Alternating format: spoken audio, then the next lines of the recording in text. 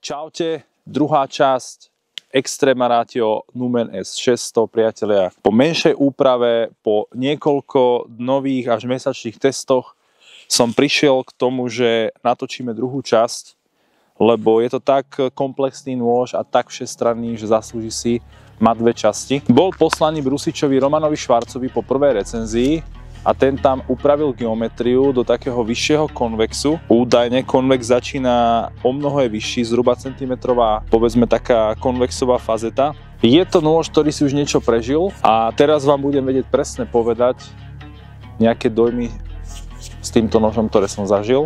A v zápäti si porovnáme jednotlivé nože, konkurenčné nože a presne si špecifikujeme, pre koho je určený. A ja si myslím, že pre každého, kto má peniaze, nie? Kto chce. To je dobre. Takže poďme na to.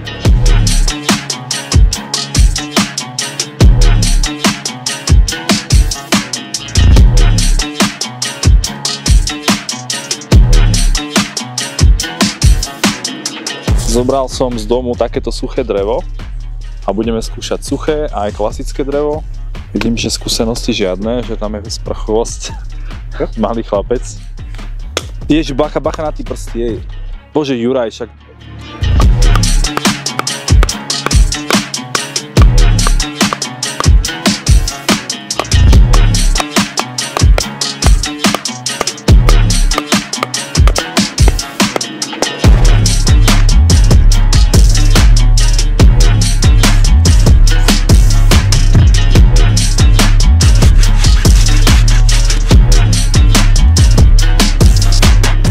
Numen S600, ideme variť, ideme si niečo pripraviť a týmto tá zdravím. Môj dobrý kamarát, nebudem menovať, Dupač, ktorý jazdí na bicykli, tak ten ma strašne prosil, aby som pripravil nejaký burger.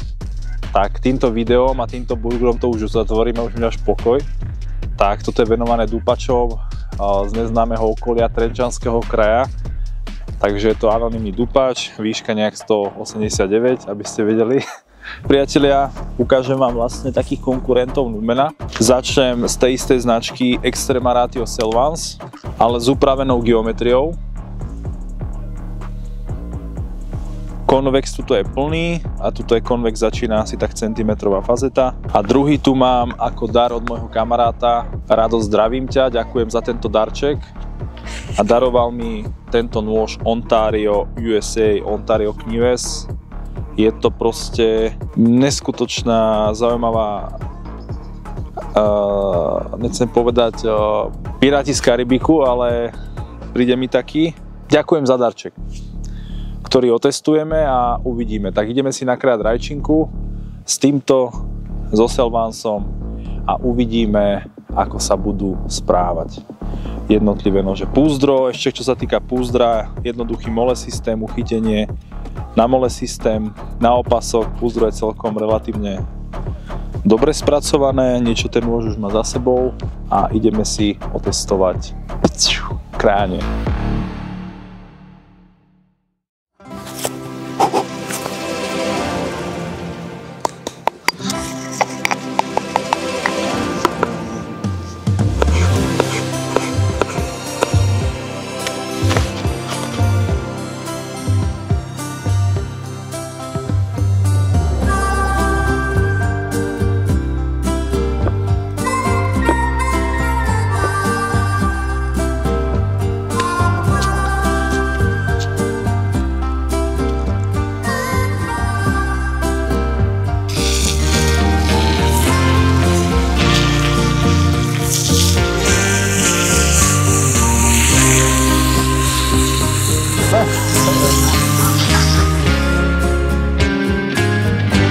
Priatelia, Nextool, obracačka, brutálna záležitosť, titán, ultraľahké, kompaktné, skladacie, za mňa top.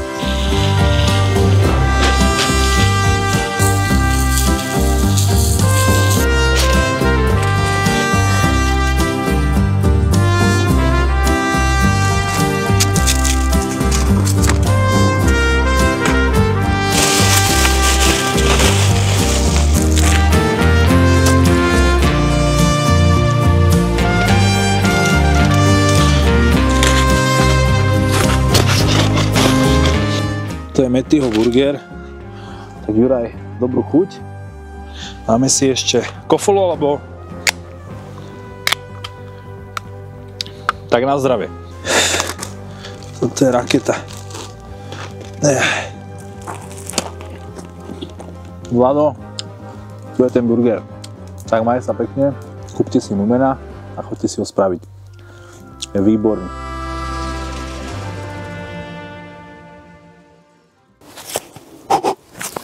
Druhý deň natáčania, už bola tma, takže museli sme to na druhý deň. Vôbec nevadí, teraz si ideme pozrieť výkonnosť týchto nožov ohľadom dreva. Takéto niečo.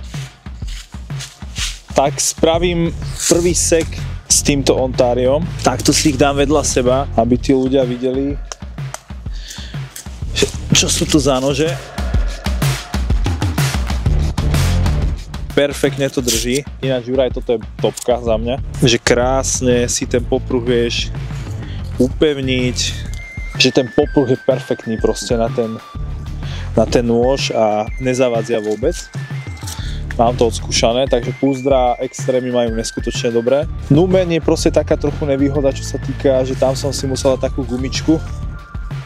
Taký Rambov štýl. Že priťahnete gumičku a nôž máš ako škrtidlo na nohe. Ako dá sa to, ale nič moc. A Ontario klasika na batoh. A núdzovo možno s popruhom, ale toto je skôr taký batohový systém. Tak ideme prvé Numen.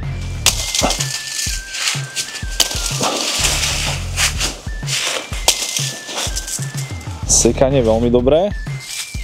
Pozrieme si Ontario.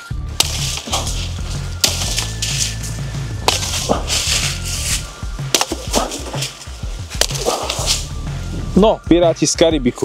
A teraz tam dáš takúto zvučku od Pirátov, vieš, ako kedy. A Selvansík, môj favorit. Toto je ináč topka nôž. To je... S týmto pracovať je radosť.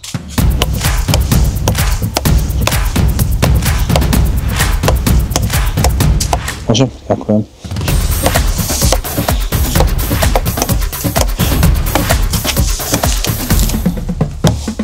A vyskúšaj si to Ontario, len na toto pozor, lebo na to... A teraz Selvansa. Selvans mi príde taký kompromis medzi veľkosťou a výkonom.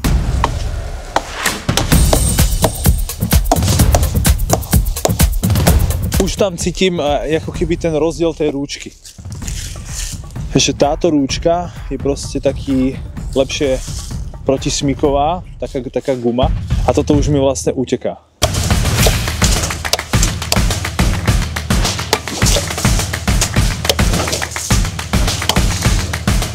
Na Numena nemá výkonnostne. Tá váha tam robí 360 gramov a 660.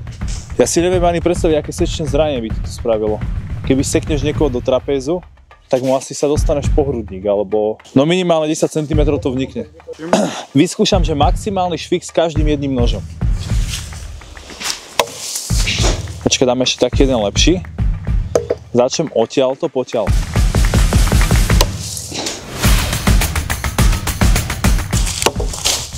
Dobre.